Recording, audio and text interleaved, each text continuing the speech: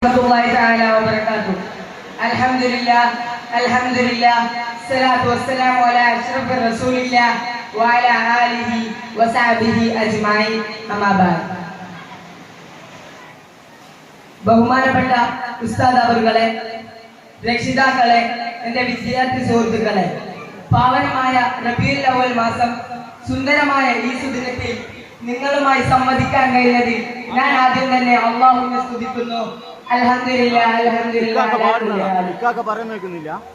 1500 സംവത്സരങ്ങൾക്കപ്പുറം മാനവ സമൂഹം അധപ്പതനത്തിന്റെ അകാലഘട്ടത്തിലേക്ക് അധപ്പതിച്ചിരുന്ന കാലഘട്ടത്തിൽ അക്രമത്തിന്റെയും അനീതിയുടെയും അനേകത്തിന്റെയും കൊടുങ്കാറ്റ് ലോകത്തേക്കും അടിച്ചു വീശിയിരുന്നപ്പോൾ സത്യമതത്തിന്റെ സുന്ദര സന്ദേശവുമായി പ്രവാചക പ്രഭു അഷ്റഫുൽ അൽഖുദാഹ മുഹമ്മദ് മുസ്തഫ സല്ലല്ലാഹു അലൈഹി വസല്ലം അറേബ്യൻ മണലാരണ്യത്തിൽ ആഗതനായി.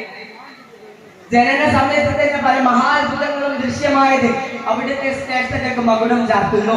എന്നാൽ ചരിത്രകാരന്മാർ ഡാർക്ക് ഏജ് എന്ന് വിശേഷിപ്പിച്ച 6-ാം നൂറ്റാണ്ടിലെ ക്രൂരരും അക്രമികളുമായിരുന്ന ആ ജനവിഭാഗം മധ്യത്തിലും മദിരാശീലമായിരുന്നു സായുജ്യം കണ്ടെത്തിയിരുന്നത്. അക്രമവും കൊള്ളയും കൊലയും കൊണ്ടും കൊടുത്തും നിത്യമാക്കിയിരുന്ന ആ ജനസമൂഹം മധ്യത്തിലും മദിരാശീലമായിരുന്നു സായുജ്യം കണ്ടെത്തിയിരുന്നത്.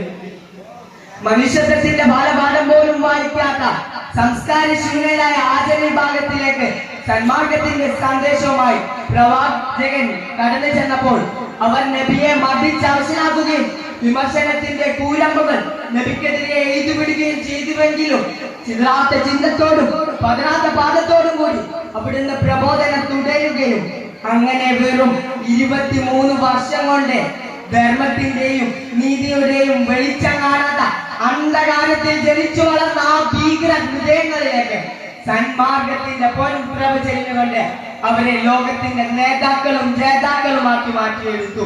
ഇതാ ലോക ചരിത്രത്തിൽ തുല്യതയില്ലാത്ത പരിവർത്തനമാണ്.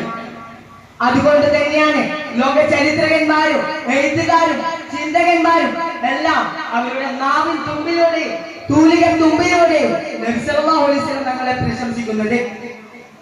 സ്വരാജ്യ സ്നേഹം ഈമാനിന്റെ ഭാഗമാണെന്ന് പഠിപ്പിച്ച പ്രവാചക സന്ദേശം ഇന്നത്തെ വർത്തമാന